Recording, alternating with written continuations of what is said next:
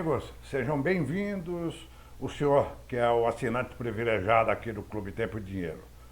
A nossa entrevista exclusiva de hoje, que segunda-feira vai estar aberto para todo o público em todas as nossas plataformas, vai ser sobre sorgo. Podemos falar de outros sementes, talvez vamos falar também, porque a Latina Seed, com base em Foz do Iguaçu, Paraná, vai nos atender agora aqui através do seu CEO, William Sawa, ou Sawa. William, seja bem-vindo, uma boa tarde para você. Boa tarde, Giovanni. Obrigado, satisfação a quem está contigo hoje gravando esse conteúdo. Ô, William, eu acertei ou errei? Eu falei Foz do Iguaçu, mas é isso mesmo, né? Isso mesmo, Foz do Iguaçu, que muitos acham que é o final de linha aqui do Brasil, mas não, é o elo de conexão do Brasil com a América Latina. Então nós Isso, estamos na fronteira aqui com o Brasil, Paraguai e Argentina. perfeito. Bom lugar para negócios de vocês, né, William? Excelente. William, nós conversamos aqui nesse mesmo espaço por volta aí, se não me falha a memória, por volta de março, por aí. Estamos vivendo já aquela crise de seca já bastante pronunciada, ainda que naquele período se imaginava que ia ser uma seca tipicamente sazonal, mas ela acabou se pronunciando maior do que se esperava e mais quente do que se esperava. No entanto, já se sabia, pelos dados, pelo atraso da soja, pelo atraso, portanto, do milho, que ia haver uma redução do cereal para a entrada, ainda bem, né, oxalá, de sorgo. Né? E isso você vai nos confirmar agora, William. Como foi a situação, então, nesse período, já que nós estamos agora na colheita? Não, é fato. Realmente, a estiagem aí tem surpreendido, né? Nós estamos aí com um déficit hídrico muito forte aí, intensificado em São Paulo, né, como um todo. Até esses incêndios são reflexo disso. Mato Grosso do Sul, norte do Paraguai, parte da Bolívia, seca histórica, 70 anos que não tínhamos uma estiagem tão severa nessa região ali. E outras regiões do Brasil também tiveram problema com o clima. Então, a quebra de produtividade aí no milho, né, tá sendo mostrado. E no sorgo nós ainda continuamos avançando com crescimento de área plantada e de produtividade. Eu quero trazer aqui três informações de Conab, de IBGE e da USDA para contextualizar um pouquinho sobre o sorgo grão. Nós Opa, estamos falando vamos aqui lá, vamos lá. estamos falando de sorgo, mas a gente não tem esses dados apontados para sorgos forrageiros, que é muito utilizado em silagem, em queima em bioenergia, que é uma novidade aí do uso do sorgo, e também sorgo vassoura, que é usado em algumas regiões de Minas. Então a gente vai falar muito aqui do sorgo grão, que está em evidência, mas eu gostaria muito de já estar falando com vocês aqui com números sobre sorgos forrageiros. Maravilha. Espero que o Movimento Mais Sorgo, que é um movimento que a gente idealizou e criou e vai lançar em breve, consiga trazer esses dados aí com exatidão. Mas quando a gente fala do sorgo, hoje a cultura que está no radar do produtor. A cultura do sorgo está no radar porque estamos colhendo áreas, mas não só no radar do produtor. Esse cereal entrou no radar da indústria, da agroindústria brasileira, e com muita força. Então isso é muito animador, ou seja, nós vemos já o sorgo como o novo ouro, assim como o milho foi um grão de ouro para o Brasil, o sorgo é o novo grão de ouro, Giovanni, é a Ó, tendência. só para fazer um parênteses, para a gente ter a noção exata da importância de quando a agroindústria entra num setor para puxar esse setor. Foi assim com a soja, né? Foi assim com o milho também, por que não? Mas está sendo assim, por exemplo, William, com o gergelim. Eu conversando um dia desse com o Marcos da Rosa, ex-presidente da ProSoja Brasil, né, aqui nesse espaço, ele que é um produtor de gergelim, ele falando que está crescendo muito a área de gergelim lá no Nordeste no Mato Grosso, não só porque o milho perdeu espaço nesta safra, mas porque a indústria está demandando cada vez mais. E começa a demandar uma variedade que ainda o Brasil é muito deficitário. O nosso gergelim, por exemplo, é mais para óleo. a indústria está querendo o gergelim para outras finalidades alimentícias. Deve ser o caso, mais ou menos, que você falou do sorgo, né? Quer dizer, isso tudo é o que pode dar um puxão bastante forte para esse setor, não é, William? Exatamente, e um abraço aí para o nosso amigo da Rosa, nosso amigo aqui, conhecemos ele lá na região do Vale do Araguaia, do Mato Grosso, e o maior comprador de gergelim do Brasil, ele fica em Foz do Iguaçu também, só por uma casualidade. Você vê Aham. que nós estamos um polo agroindustrial muito importante aqui na América do Sul. Justamente, se a indústria vem puxando, Giovanni, a compra, é um elo de conexão. Então eu tenho a indústria confiando que o produtor vai produzir e entregar a tempo para ele. Isso também move toda a cadeia produtiva, quando a indústria e o campo caminham juntos. Então, por exemplo, nós temos agora, o início, esse ano, 23, foi marcado, 23, 24, marcado pelo início do uso do grão do sorgo para fazer etanol. Nas indústrias que faziam somente etanol de milho, começaram também a fazer etanol de sorgo. E também começaram a gerar DDG e WDG de sorgo. Então, nós estamos falando aqui do consumo do mercado interno. Quando a gente olha para o sorgo grão, que ele é muito utilizado somente para ração, hoje nós já temos indústrias de ração e de etanol fazendo contrato futuro para compra de sorgo granífero. Ou seja, o produtor já tem segurança de que ele vai plantar e vai ter para quem integrar. Por que não tinha isso antes, um grande movimento do sorgo grão? Porque não havia segurança de compradores. Então ficava no mercado de especulação e o produtor recebia muito menos do que a relação 80-100 ali do milho, né, que é 80% do valor do milho. Então agora não, está mudando esse cenário, o sorgo está tendo realmente a importância que ele merece. Então, quando a gente fala que está no radar do produtor, está no radar da indústria, e a gente fala que é um novo grão de ouro, isso é muito fácil de evidenciar. Porque se a gente parar para olhar aqui, os números do IBGE, eles nos trazem que nos últimos 5 anos, nós tivemos 60% de crescimento de área plantada no Brasil de sorgo. Em 2019, a gente tinha ali em torno de 819 mil hectares de área plantada, e 2023, agora, nós fechamos 1,3 milhões de hectares de área plantada. Ou seja, cresceu 60% de área plantada, segundo o IBGE. Mas quando a gente vai para a produtividade de grão, a Conab nos traz um crescimento de 100% de volume de produção de grão em 5 anos. Ou seja, nenhuma outra cultura cresceu 100% em 5 anos. Então nós saímos aqui de 2,5 milhões de toneladas em 19 e 20 para 5 milhões de toneladas que está colhendo agora em 24. Então, ainda é um crescimento muito, muito latente da cultura do sorgo granífero. Lembrando, granífero, não estamos falando dos outros usos do sorgo. Ah, perfeito.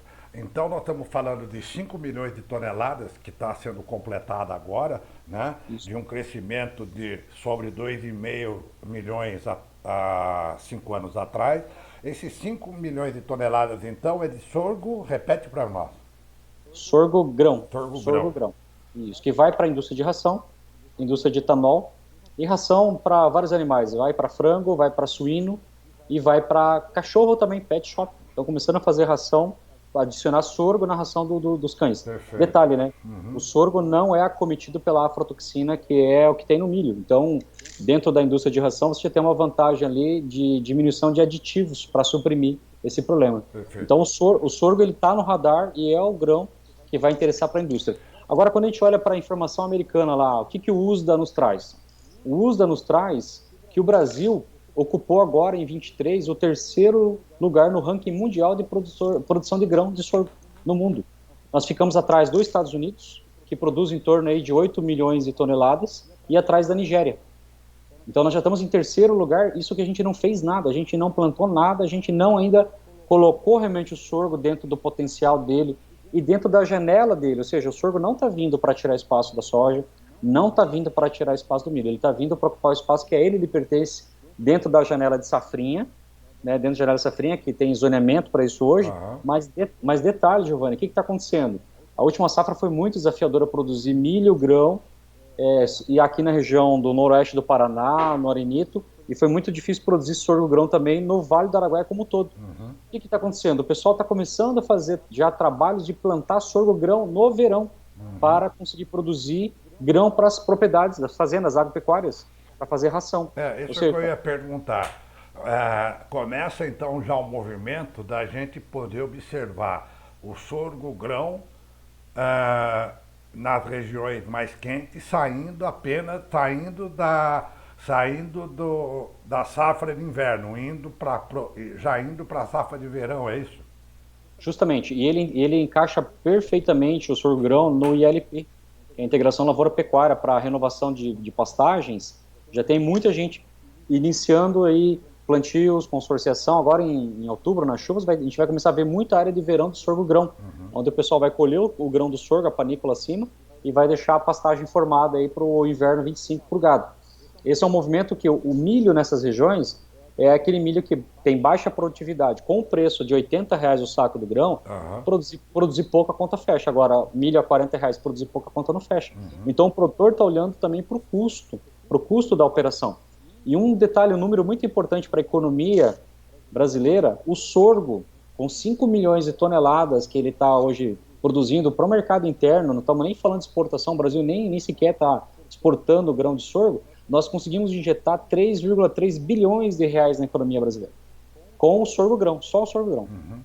Por falar em exportação e por falar em USDA, estava vendo ontem, junto com os dados de exportações semanais dos Estados Unidos, né, juntando todos os grãos, 500 mil toneladas em uma semana exportadas para a China. É pouca coisa ou não? Ou seja, a China pode espernear o que for, mas precisa dos grãos americanos, inclusive do sorgo, né, meu amigo?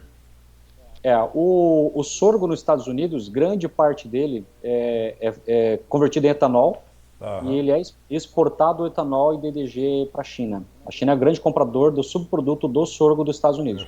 E, detalhe, o maior produtor do mundo dos Estados Unidos, 8 milhões. Brasil, terceiro, 5.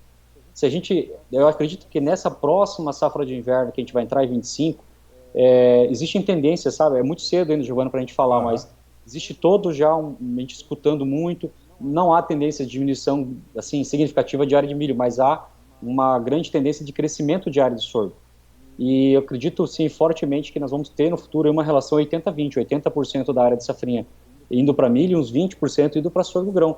Se a gente realizar isso, vai bater lá em 26, que é o que a gente vem falando, que a gente falou no último Congresso Mundial de Sorgo ano passado na França, que o Brasil vai chegar a 3,5 milhões de hectares de área plantada de sorgo até 2026. A gente bater 3,6 milhões, 3,5 milhões, nós vamos ser o maior produtor mundial de sorgo. Existe também um acordo sendo costurado com a China e Brasil para que a China autorize a importação de sorgo-grão e outros subprodutos. Parece que existe um acordo aprovado, mas agora estão ampliando esse acordo. Então, nós vamos também abrir o mercado de exportação. Então, o mercado interno já tem demanda reprimida para sorgo, ou seja, falta sorgo. E a hora que abrir o mercado externo, então, realmente, a tendência do sorgo é crescer. Então, por isso a grande tendência de crescimento do sorgo-grão, e por isso que a gente está falando, vai ser o novo ouro, é o novo cereal de ouro do agronegócio brasileiro. Perfeito. Sem ocupar espaço do outro cereal de ouro, que é o milho. Ele tem o espaço dele dentro da janela produtiva. Por quê? Vai para as áreas de baixo desempenho de milho, onde tem altas temperaturas, onde tem veranicos muito acentuado, onde o solo é mais fraco, onde a gente tem alta pressão de cigarrinha, o sorgo encaixa perfeitamente. Ou seja, a gente pode começar a observar com muita segurança daqui para frente, William, uma seguinte situação que a gente sempre se debate, sempre se depara com a safrinha de meio de ano, né? Entra mais trigo ou entra menos trigo no Paraná, ou entra mais feijão e menos feijão e mais algodão no Mato Grosso, enfim.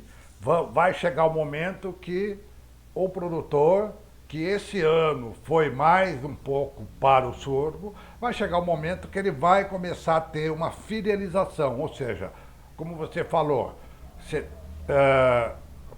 quem sabe o ano que vem, talvez pela evolução do momento do setor, quem sabe esses 20% que vai ser destinado para milho, para sorgo, vai se permanecer dentro de uma média onde vai ter produtor que vai sempre produzir, independente da situação do milho, né, William? Justo, eu acredito que a tendência, vamos falar da tendência técnica, agronômica agora. A tendência técnica agronômica é as melhores áreas de safrinha, as áreas mais cedo, as áreas mais férteis, milho, inquestionavelmente milho. Áreas mais fracas, áreas mais desafiadoras, áreas mais tardias, sorgo. Esse é o que está se desenhando agronomicamente falando, dentro de um planejamento de produção dentro das fazendas. Isso estou dizendo para você do Rio Grande do Sul, da divisa lá com a Argentina, Uruguai, até Maranhão e do Acre à Bahia. Essa é a tendência. Perfeito, perfeito. William, e para gente chegar num ponto aqui meio que finalmente, né, o assunto é vasto, a gente poderia continuar, daria para a gente confirmar que de 1.300.000 hectares que foi em 2023, esse ano podemos terminar 2024 um acréscimo de quanto sobre isso aí, William? O plantio vai iniciar do sorgo a partir de fevereiro de 25. Eu acredito que a tendência é a gente passar facilmente de 1,5 milhão de hectares de sorgo granífero para a próxima safrinha, próxima safra de inverno. Ou seja, Fácil. a gente passando, somando esse inverno e o próximo plantio de verão, é isso? É isso mesmo. E outra coisa, outro dado importante, né? Nos últimos 5 anos, nós também tivemos, segundo o Conab, o crescimento médio de produção. Nós saímos lá em 2019 da média de 2,9 toneladas por hectare, ou seja, de 2.900 quilos por hectare, a média de produção de grão no Brasil, para 2023 agora, com 3,4. Ou seja, nós crescemos aí 500 quilos a mais por hectare. Isso se deve ao quê? Se deve ao investimento proporcional ao potencial. Nós, enquanto empresa de genética, estamos investindo em pesquisa, seleção e melhoramento de sorgos mais produtivos. O produtor ele está investindo no manejo da cultura. A indústria química está investindo em inseticidas, em fungicidas, em bioestimulantes para aumentar a produtividade do sorgo. As indústrias de máquina estão investindo em colheitadeiras mais adaptadas para um grão pequeno, peneira baixa aí de 3,75, 4 milímetros. Ou seja, o investimento proporcional ao potencial. Então, em breve nós vamos ter uma média produtiva aí cada dia mais crescente. Eu acho que não demora muito a gente ter uma média no Brasil de 4,5 toneladas de grão colhido por hectare.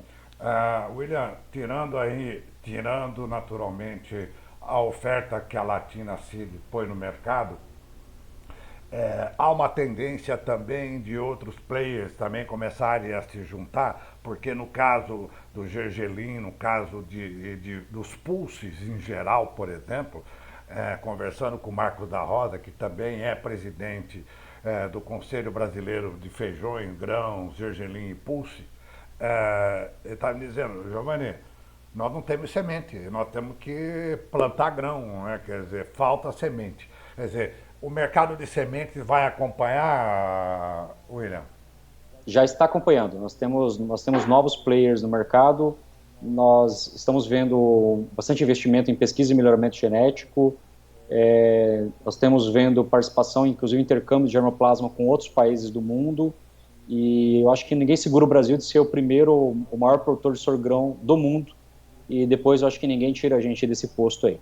É muito difícil que alguém consiga nos ultrapassar depois. Perfeito. E as empresas de genética estão se preparando, estão se dedicando e investindo. Ou seja, assim como a Latina, há outras empresas também que estão trabalhando. Perfeito. A rede de revendas, distribuidores, está ok? Eles estão sabendo trabalhar com sorgo, William? Algumas regiões mais e outras regiões estão começando a entender. E isso graças à própria indústria também. A indústria também está ajudando muito nesse fomento, sabe? Então, eu acredito assim, nós estamos trabalhando intensamente numa preparação e estamos trabalhando numa formação de técnicos para a cultura do sorgo. O sorgo tem alguns desafios ali e o pessoal está começando a se preparar, inclusive entendendo mais sobre a nutrição, porque existia aquele mito de que o sorgo estragava a soja. Eu planto sorgo, eu diminuo a produtividade da soja. Mas é porque a cultura do sorgo era tido como marginal, ou seja, à margem de outras. Então, colhia soja, plantava o sorgo e não se fazia manejo, não se fertilizava. E o sorgo é um grande extrator de potássio, porque ele precisa produzir grão.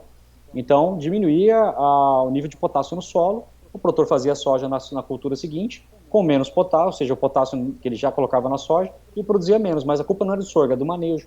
Então, tudo isso a gente já percebe uma grande melhora na capacidade técnica das equipes das revendas em relação à cultura do sorgo, como um todo. Seja no sorgo forrageiro, no granífero, a gente está vendo assim, e muito rápido, sabe, Giovanni? Exato. Muito... E para não ficar só nessas generalidades, né, William? Porque a história da marginalidade já não faz mais sentido. e depois ficar falando a única coisa, o sorgo é mais resistente, sem mostrar as suas peculiaridades, as suas necessidades, é a mesma coisa que nada. É a mesma coisa que entrar numa revenda e olhar dois carros e o vendedor, a única diferença entre eles, o vendedor fala que é o pneu, né? É mais ou menos por aí. Eu acho que tem bastante. O sorgo, ele para entregar aí as 4,5 toneladas que a gente quer atingir em breve, a gente precisa melhorar o conhecimento de fertilidade, de manejo, de densidade de planta, de aplicação de fungicida, de controle de insetos. Vai ter que ir tecnificando. Mas lembrando que mesmo em relação à cultura como o milho, o investimento é muito menor, requer muito menos investimento e realmente tolera muito mais estresse hídrico. Ele precisa de 1/3 da necessidade hídrica do milho. Ele encaixa na janela dele, que é a janela ali final de fevereiro e até meados de março para algumas regiões. E nós temos uma grande conquista. Nos últimos 3 anos, nós conquistamos o ZARC, o zoneamento para sorgo, que em vários estados a gente não tinha zoneamento. Isso nos deu acesso a seguro agrícola também, sorgo grãos e sorgo forrageiro também. Maravilha, maravilha.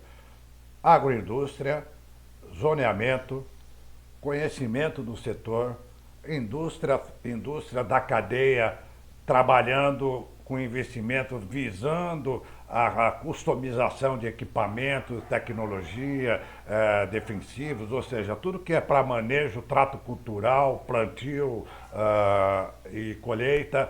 Temos aí também o que você acabou de dizer, a potencialidade cada vez maior de, como se diz, de consumo, né? Quem sabe uma hora, né, já vai ter algum navio esperando para levar sorgo e ir embora, e uma consolidação cada vez maior que a gente vai ver, não só numa safra de verão, né, em áreas muito ruins, onde ainda não vale a pena você botar um milho a R$ 80 a saca, a R$ 40 a saca, né, William? E olhando, quem sabe, cada vez mais áreas fiéis, áreas mais, digamos, mais regulares no safrinha. Isso aí, e vai ter uma nova, ou seja, mais uma agroindústria, eu acredito que vai entrar brevemente no circuito aí, que é a indústria de alimentação humana, farinhas É, especiais. não O falamos soro disso aqui, mas é é, algo que em algum momento vai vai acontecer. começar também a agregar uma outra janela de consumo, né, William? Vai acontecer porque é um grão que não tem glúten. Então, para quem é celíaco aí, essa é uma farinha especial e ela substitui várias receitas. Eu já recebi de presente de amigos de fora do Brasil, macarrão de sorgo, trouxe biscoito de sorgo. Acabei de ganhar uma cerveja de sorgo feita na Argentina. Tomei, muito boa, excelente cerveja. Então, assim, nós vamos ter um mercado de farinhas e grãos para alimentação humana muito interessante. E detalhe, o sorgo por regulamentação, não pode ter biotecnologia, não tem transgenia no sorgo. Então é um grão não transgênico também para quem quer caminhar ali para uma alimentação para crianças, pets, quem tem uma preocupação com essa questão da biotecnologia aí de transgênicos, o grão do sorgo não é transgênico e não tem glúten, ou seja, a indústria de alimentos vai descobrir o sorgo, ainda não descobriu. A hora que ela Exatamente. descobrir o sorgo, a gente está falando da questão do trigo, né? Então a gente não vai discutir assim, mais trigo, menos trigo. Vai ter o trigo para um segmento e vai vir o sorgo ajudando esse segmento. Então, o grão do sorgo é o que a gente fala, é o novo grão de ouro. É isso aí. Muito bem lembrado. Fechamos aí, preenchendo a lacuna, olhando o trigo também como alimentação humana. William Salva, foi um prazer tê-lo conosco aqui mais uma vez. Muito obrigado. Sucesso aí para a Latina City. Satisfação, pode ter Um comigo sempre. Um abraço, bom abraço. final de semana. Até a próxima. Até a próxima. William Salva, o CEO da Latina Seed lá de Foz do Iguaçu, falando com a gente sobre a potencialidade do sorgo, que todo mundo olhava isso como uma cultura marginal, mas que deixou de ser marginal há muito tempo para estar se constituindo em algo que vai tomar no mínimo de 15 a 20% do milho safrinha, talvez aí de uma maneira mais constante, mais regular, sobretudo a partir do ano que vem. Entre outros destaques que o William nos disse agora há pouco. Muito obrigado a todos. Segunda-feira o Clube Tempo Dinheiro está de volta. Até lá.